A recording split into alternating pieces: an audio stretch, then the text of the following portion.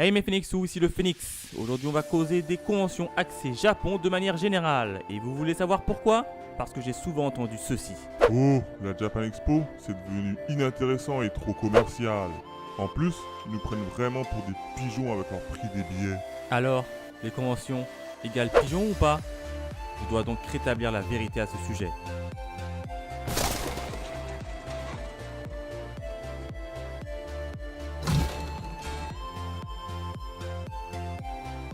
Avant de débuter, je tiens à vous dire que cela reste un avis personnel qui s'appuiera sur deux conventions dont j'ai l'habitude de me rendre, la Japan Expo de Paris et la Paris Manga. Bref, assez bavardé et débutons. Bon, il y a 7 points que je kiffe en convention. La première, c'est l'ambiance. Être tous dans le même délire, c'est hyper fun et ça te galvanise. Surtout quand il y a une grosse partie de tes potes qui pensent ça. Eh Phoenix, qu'est-ce que tu fais demain? Ben là, je vais m'acheter le dernier tome de My Hero Academia, puis je vais me faire l'animé. T'es sérieux avec les mangas? Laisse ça, c'est pour les gamins. Viens plutôt à notre soirée poker, ça te fera grandir un peu. Deuxième point ultra plaisant, ce sont les différents goodies tels que les sacs, les tasses ou les posters ou bien même les shikishi auxquels on a le droit pour l'achat des mangas. Alors certains te diront que ce ne sont que des babioles, mais moi, en ce qui me concerne, ça me fait toujours plaisir de les avoir. Autre point ultra kiffant, ce sont les rencontres de nos vidéastes préférés et ou abonnés. C'est l'occasion de les voir, de discuter et de sympathiser. D'ailleurs, lors de ma dernière convention, j'ai pu par conséquence voir une belle pochette de vidéastes dans le YouTube Game Manga et ainsi sympathiser avec ces derniers. Ces moments resteront gravés à jamais. Gros big up à vous si vous passez par là.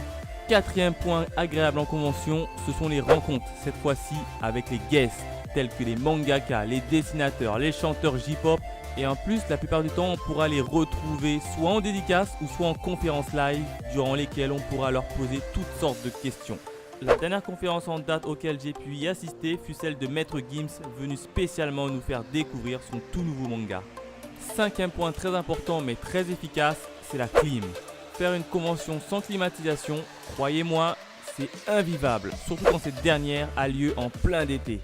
Le sixième point tient en deux mots, Free Hugs. Les Free Hugs? C'est quoi ça encore?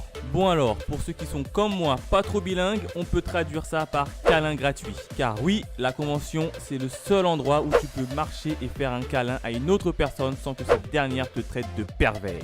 Enfin, dernier point, ce sont les avant-premières mondiales d'animés ou de films auxquels nous avons le droit comme Pokémon Je Te Choisis, Bungo Stray Dog ou My Hero Academia le film. Tous ont été projetés lors de la dernière Japan Expo en avant-première mondiale. Et ça, pour un authentique fan, c'est beau. C'est bien beau tout ça, mais tu ne parles que des aspects positifs.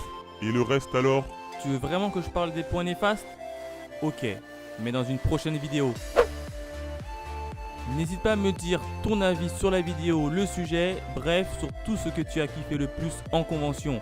Explose-moi la barre des pouces vers le haut si tu as kiffé et j'espère vous dire à très vite pour la partie 2. Bye mes Phoenixous.